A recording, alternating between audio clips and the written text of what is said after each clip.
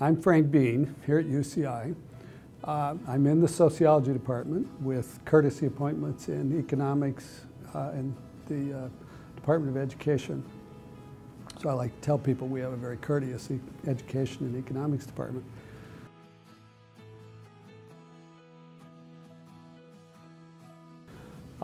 Most of my research focuses on demography, or social demography, as we often say, meaning that it deals primarily with social phenomena. I was not trained as a demographer. I started out in social psychology, got into the sociology of the family,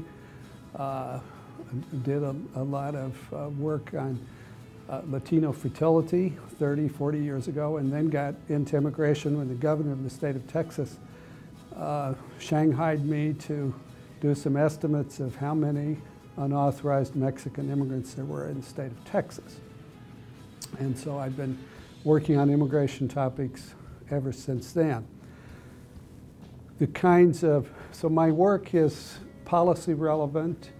It falls at the intersection of sociology, demography, which is the study of major life events and the factors that affect them and that they affect, economics, sometimes psychology, and public policy. So, in other words, when you're working on immigration, you have to try to take a lot of different kinds of things into account.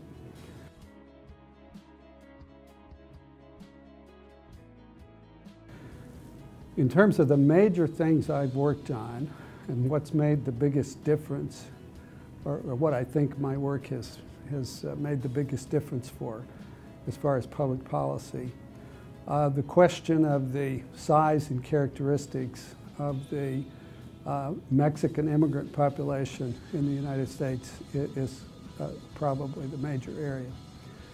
And of course, that population consists of both legal immigrants and what I call unauthorized immigrants, what some other people call undocumented migrants, what some others call illegal immigrants, and so forth.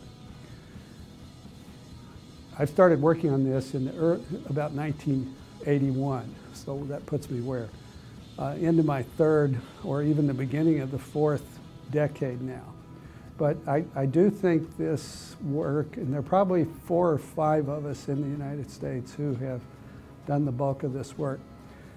I did some of it at the University of Texas. I did some at the Urban Institute in Washington, D.C.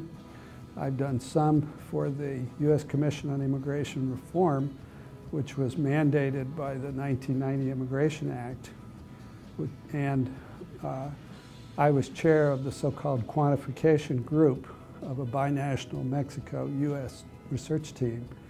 And our job was to assess the question of how big this population was and how big the flows were back and forth.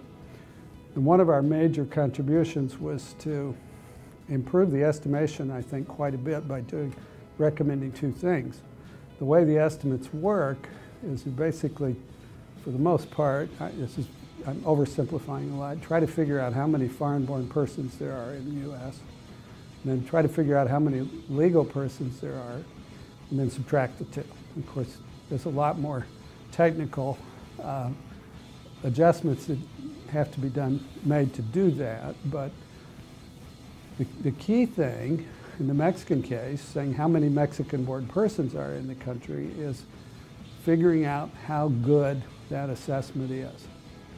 And we recommended in that early 1990s report that an adjustment factor be built in for that. And I've done some recent work also looking at that.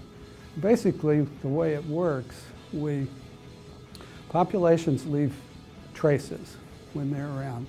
That's kind of the foundation of archaeology. It's the foundation of a lot of interesting disciplinary studies, particularly those that go way back. But it's also can be useful with contemporary populations. And so the number of persons from Mexico in the United States, these people are like people everywhere. They live their lives. They have children. They sometimes die. Their children enroll in school. and so forth. And by looking at, we have pretty good information in the United States on how many births there are and to which people these births occur. We have pretty good information on deaths. We don't always have very good information on migration.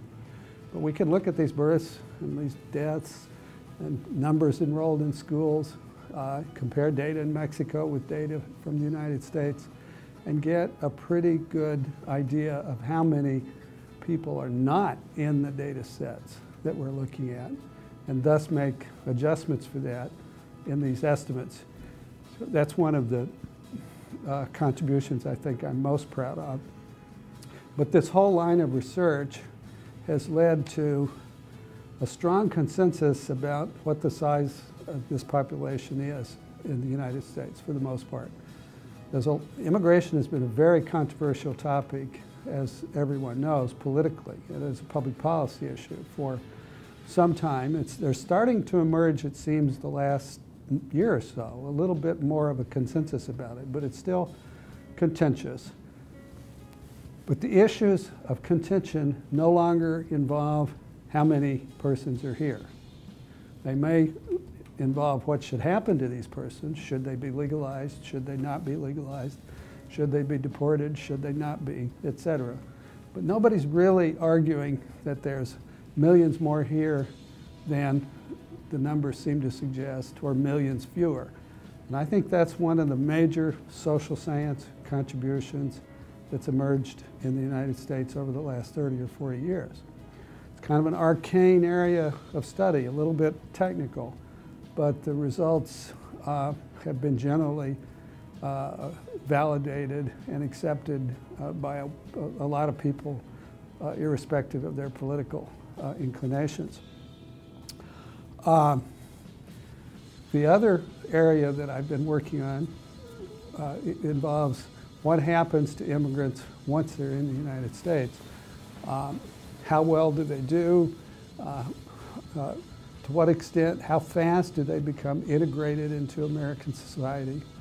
How rapidly do they change American society so America becomes a product of both the immigrants and the people already living here? And the one thing that we've emphasized recently is that those persons who are unauthorized, because of the way we've passed laws over the last 15 years that make it harder and harder for these persons to live and work in the country, even though what they do is oftentimes very much needed. But their lives have become more difficult and precarious and illegal, which means their children, 80% of whom are born in the United States and thus U.S. citizens, have more difficult lives. And having a more difficult life means you can't become as much a part of American society as it would be good to occur. So in particular, we focused on what happens to the education of the children of those whose parents are unauthorized. And we find there's a real handicap of about 1.25 years worth of schooling. Because after one takes into account all kinds of other things that can affect levels of schooling attainment, we find that those with unauthorized parents are getting over 1 year's less, more than, not saying this very succinctly, more than 1 year's less schooling than those who are able to legalize or come legally in the first place. When we look at the levels, that adds up to being not a high school graduate versus being a high school graduate or more. And so that's a substantial handicap, which translates into a substantial economic liability. I think that's one of that work was done with the support of a major grant from the Russell Sage Foundation, which allowed us to collect data in the Los Angeles metropolitan area, which we've finally finished the analyses of and published, and it's gotten quite a bit of attention and is, I think, making a difference in the policy debate.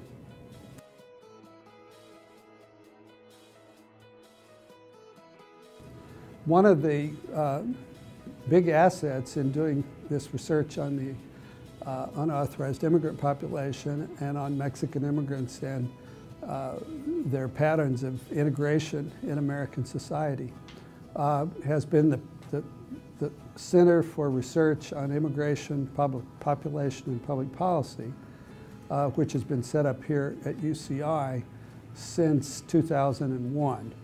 And for the last 5 years, it's been what's called an organized research unit in University of California campuses, which means a sort of bigger and better research center compared to just sort of small special focus, special purpose kinds of centers. Unfortunately, it got set up and put in this category right when the budget crisis hit. So we've not had a substantial budget, although the university has supported us to the degree that it could during these difficult financial times. The center has been the recipient, the faculty affiliated with the center have been the recipient of several millions of dollars worth of research grants over the past 10 years that have supported work on immigration. And now the center is getting ready for its first 5-year review, and we're working on expanding its scope and mission to include lots of other work that also impinges on immigration and impinges on population kinds of topics.